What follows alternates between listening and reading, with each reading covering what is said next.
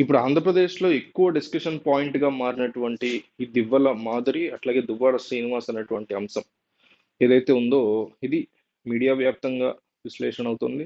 అయితే ఎవరి వైపు తీసుకోవాలి, ఏంటి అనేది అందరికీ ఎవరికీ అర్థం కానటువంటి సిట్యుయేషన్. దువ్వాడ శ్రీనివాస్ తప్పు చేశారని కనిపిస్తున్నా, మరి దువ్వాడ వాణిదేం తప్పు లేదా అనేటువంటి ప్రశ్నలు వస్తున్నటువంటి పరిస్థితుల్లో, శ్రీనివాస్ యొక్క తల్లి లీలావతి రీసెంట్‌గా మీడియాతో మాట్లాడుతూ కొన్ని ఆసక్తికరమైనటువంటి విషయాలు ఆవిడ చెప్పారు.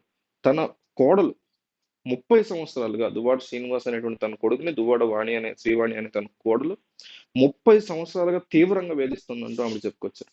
తన కోడలికి మందు పిచ్చి, డబ్బు పిచ్చి, అధికార పిచ్చి ఈ 3 చాలా దారుణంగా ఉన్నాయంటూ ఆమె ఆరోపించారు.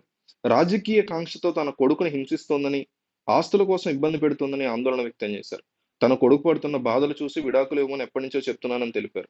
ప్రేమ వివాహం కాబట్టి వానితోనే శ్రీను కొనసాగాడని చెప్పారు. వీళ్ళిద్దరూ ప్రేమించుకొని ఇంట్లోంచి వెళ్ళిపోయి పెళ్లి చేసుకున్నటువంటి జంట.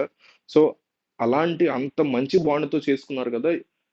సరే కంటిన్యూ చేయండి కనీసం అని కొన్నాళ్ళు చెప్పి చూసాను. అయినా కానీ వీళ్ళ మధ్య తగాదాలు తగ్గట్లేదు కాబట్టి, ఆ అమ్మాయిని వదిలేసి వేరే వాళ్ళని చేసుకోకపోయినా పర్లా. ముందు ఆ అమ్మాయిని వదిలేసి ప్రశాంతంగా బతుకు జీవితంలో ప్రశాంతత అంటే ఇంపార్టెంట్ అనేసి ఆ తల్లి చెప్పినట్టుగా ఈవిడ తన కొడుకు గురించినటువంటి అంశం గురించి చెప్పుకొచ్చారు. ప్రతిరోజు ఏదో ఒక గొడవ జరిగేదని పేర్కొన్నారు. తనకు ఎమ్మెల్యే సీట్ కావాలని టార్చర్ చేసేదని బయటపెట్టారు. ఆమె టార్చర్ పడలేక గతంలో తాను కారులో 3 రోజులు పడుకున్నానని బయటపెట్టారు. ఈ పెద్దావిడ కారులో 3 రోజులు పడుకున్నానని చెప్తున్నారు ఆవిడ పెట్టేటువంటి టార్చర్ వల్ల.